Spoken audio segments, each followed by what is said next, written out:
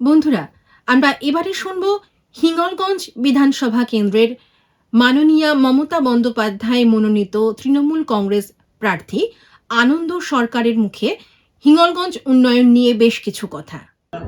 Sir, আপনি এই হিঙ্গলগঞ্জ এলাকার সাধারণ মানুষদের জন্য উন্নয়নের জন্য কি ভেবেছেন?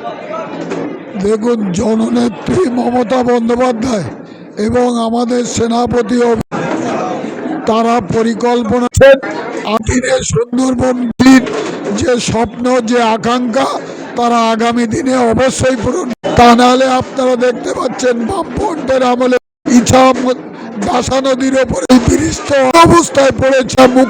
মুখ্যমন্ত্রী দায়িত্ব নিয়ে স্বপ্নের বনভূমি সেতু নির্মাণ করছেন।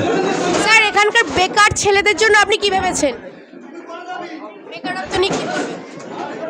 আমাদের মাননীয় মুখ্যমন্ত্রী মমতা বন্দ্যোপাধ্যায় বেকার যুবক যুবতীদের জন্য যে প্রকল্প চালু করে, সেই প্রকল্পে প্রত্যেকটা যুবক যুবতীরা ঘরে ঘরে পায়।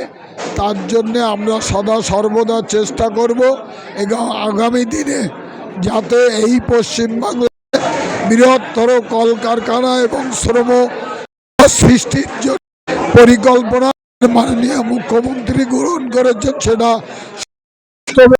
হবে। আর মা বোন অর্থাৎ নারী নিরাপত্তা নিয়ে আপনি কি ভেবেছেন? এই এলাকার মায়েদের নিরাপত্তা দিতে হয় না, তেমন কোনো ঘটনা আজ পর্যন্ত এই হিঙ্গলগঞ্জ বিধানসভার এলাকার মধ্যে ঘটেনি। তথাপিও এখানে আমরা দেখেছি প্রত্যেক থানাতে লেডি পুলিশ যারা তারা বাইকে এবং সাইরেন গাড়ি তারা টহলদারি করেন এবং এমন কোনো নজির আজ পর্যন্ত হিঙ্গলগঞ্জ বিধানসভার ক্ষেত্রে ঘটেনি। অনেক অনেক ধন্যবাদ স্যার আপনাকে।